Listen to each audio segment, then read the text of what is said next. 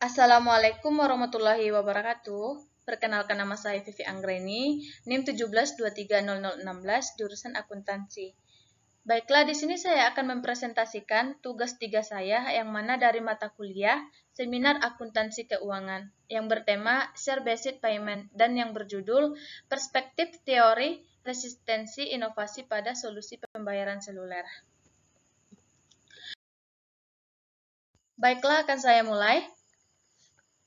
Solusi pembayaran seluler didefinisikan sebagai proses pembuatan penggunaan konektivitas internet dan perangkat seluler untuk memproses pembayaran saat membeli barang atau jasa.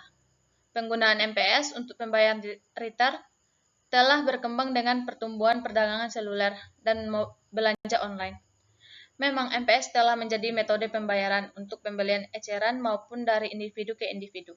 Pasar konsumen retail telah menyaksikan munculnya MPS yang berbeda, misalkan Apple Pay, Mobile Pay, PayPal, dan Paytm. MPS adalah inovasi digital yang populer dan trendy, dan menawarkan kemampuan berbeda, seperti ekonomis, serbaguna, hemat waktu, efisien, dan mendukung transaksi keuangan yang cepat. Namun, terlepas dari kenyataan bahwa MPS telah membuat tanda mereka di pasar konsumen retail telah selama dekade terakhir, mereka belum mencatat banyak pertumbuhan. Demikian pula, literatur sebelumnya juga menyarankan itu, kecuali beberapa awal pengadopsi. MPS masih jauh dari jangkauan adopsi meskipun memberikan manfaat yang berbeda. Menurut Statista 2019, persentase pedagang yang menerima MPS untuk pembelian eceran telah meningkat dari 24% menjadi 29% dari 2015 hingga 2018. Di sisi pengguna, hanya 39% pengguna smartphone di seluruh dunia adalah pemilik dompet seluler. Menurut Morse 2015 beralasan bahwa keamanan adalah yang utama hambatan dalam penerimaan dan adopsi MPS oleh konsumen retail, dan merupakan ancaman besar bagi calon pengguna MPS. Begitu pula dengan Martin, beralasan bahwa minimnya insentif khusus, infrastruktur, dan mulus layanan, keberadaan keragaman MPS di pasar, masalah keamanan dan perilaku konsumen retail, dan tertanam di antara berbagai alasan menahan MPS.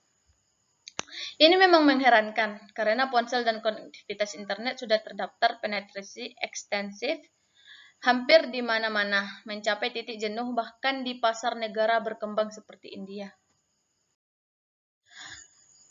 Inovasi pengguna yang berbeda seperti belanja online, menurut Lian dan Yen 2014, ada M-Banking, ada M-Commerce, ada layanan seluler, e-banking, game seluler, dan perjalanan online situs web.